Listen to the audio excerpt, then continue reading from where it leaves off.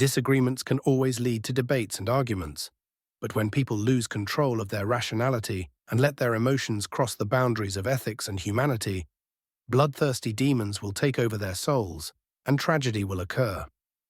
In Memphis, Tennessee, at 10:15 p.m., the quiet night enveloped the small village on Leicester Street, with its sparsely scattered houses. A horrifying, inhumane crime like this had become a reality, and its severity lay not only in the number of victims, but also in the brutal and ruthless manner in which the perpetrator acted. He killed those who had no means of resistance, even children who had done nothing to harm him. At 7:10 a.m., a witness, a woman, called the police in utter horror to ask for help. "Someone's dead. There are so many dead people. Please come here. It's the Dotson house on Leicester Street." The information received prompted the police to immediately activate the highest alert level. The special investigation team, along with ambulances and doctors, quickly set out for the scene. The crime scene was a house located in a sparsely populated neighborhood with a large yard. Neighbors heard the woman's terrifying screams and began to gather around. The witness, Emma, sat collapsed outside in front of the house.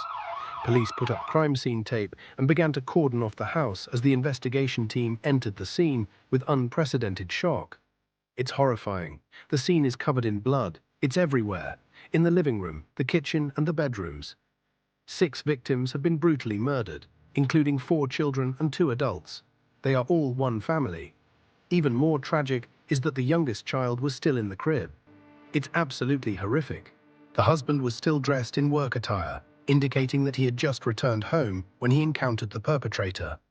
The unfortunate man was stabbed 3 times in the living room, once in the liver and twice in the kidneys and intestines, resulting in death due to severe blood loss.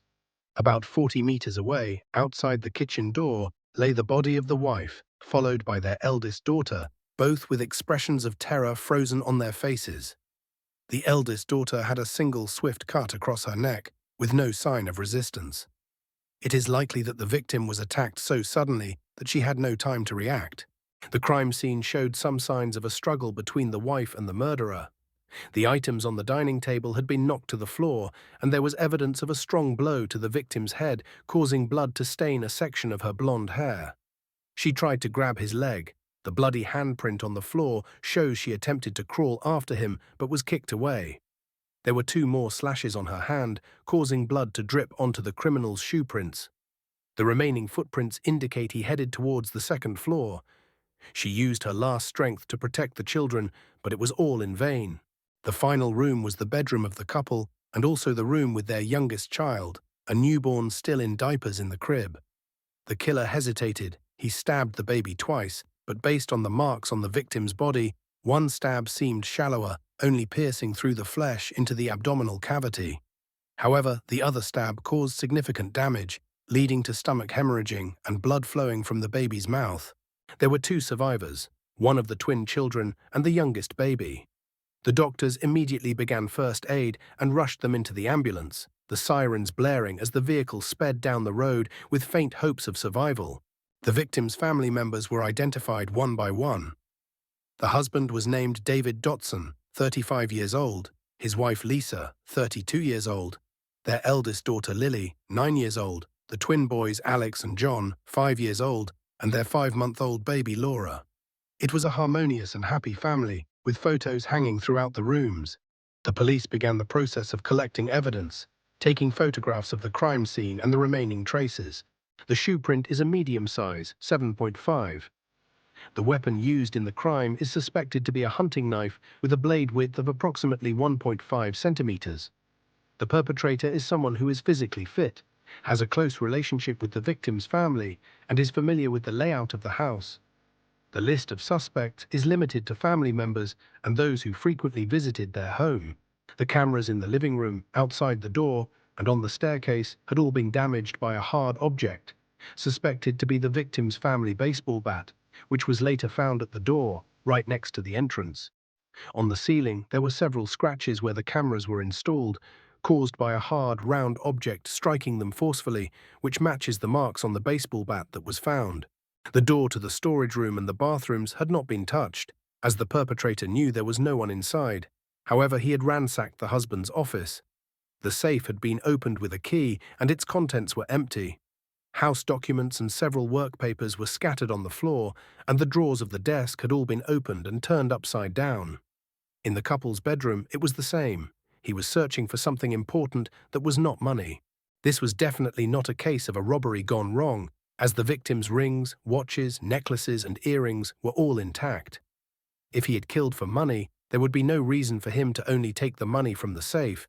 Robbers don't operate that way. Moreover, he was someone who knew the family well, possibly a relative or a close friend, who frequently visited their home. He knew where the storage room was and didn't bother to touch it. He knew where the safe key was located, how many cameras were in the house and their positions, and even that the children were in the room. We need to find someone close to the victim's family who has a good physical build, wears a size 7.5 shoe, and may have had a grudge or dispute with the victims. The witness was a colleague of the husband, who first visited their home at the request of their boss at the company. Today was the day we needed to submit documents for an important project to a client. He had mentioned he would finish the edits last night, but when it came time to send the documents, we couldn't reach our colleague. So my boss assigned me to check on him. This project has been significant, and we've been working on it for 2 months. When I arrived, everything had collapsed. The front door was forced open, and I noticed a bloody shoe print outside. The camera at the entrance was smashed, so I went around to the window to look inside. I saw someone lying on the floor, surrounded by blood. The police began gathering information from the neighbors. The houses were spaced about 100 to 200 meters apart, with large yards in between. Since the incident occurred at night and the residential area was quiet, the neighbors believed they didn't hear any loud noises when the crime took place. However, one person reported waking up during the night and seeing a red SUV speeding past their house around 11:30 p.m. the previous night, heading straight toward the main road. The car was moving very fast. I couldn't see who was inside, but it was coming from that neighborhood and headed out to the main road. We've been neighbors for 9 years, and both of them were friendly and nice people. I don't think anyone would have a grudge against them. As for relatives, there was a woman who often came in and out of their house. I usually do gardening on weekends, so I've seen her a few times. She's David's sister, and most of the time, Lisa would accompany her home, but it seems like they don't get along very well. The kids don't seem to like her, but I don't think they hate her. They just don't want to be close. They seem indifferent when she greets them. For a while, she was seen with a strange man, but I've only seen him twice. The police began analyzing the clues collected at the crime scene. The murder weapon had not yet been found. The shape of the weapon was sketched after the autopsy, suggesting it could be a dagger typically used by those who frequently go camping or hiking, with a hook on the blade. This type is quite rare, not commonly used, and could possibly be custom-made. The victims and their family had no history of outdoor activities, so it was unlikely for them to have such an item in their home. Therefore, it is possible that the weapon was prepared by the perpetrator beforehand and brought with them. The footprints could belong to a large-boned woman or a slightly smaller man. Based on the depth and faintness of the footprints, it appears that the shoes fit the perpetrator's feet snugly, with a fairly consistent stepping force. Based on information from the neighbors, 2 main suspects have been identified as those who frequently visited the victim's home during their time living there. One is Jessie Dotson, the sister of David Dotson, and the other is a man who accompanied her, whose identity is currently unknown. The technical team is searching for data from the cameras in the victim's home and is attempting to recover any evidence. The perpetrator was very clever in taking both victims' phones to conceal their camera access accounts, but we know that he damaged the cameras after committing the crime, so we still have a chance to obtain this crucial evidence. What is essential now is to quickly track down Jessie Dotson to take her statement. Through a review of residential data, the police identified Jessie Dotson's address and immediately went there under the pretense of gathering information. When the police arrived, Jessie opened the door with a fearful, guilty expression and a pale face. The officers told her they were there to collect additional information about her brother's family relationships. She nervously invited the police inside. The rental room, located on this busy street, was quite small, cluttered, and dimly lit.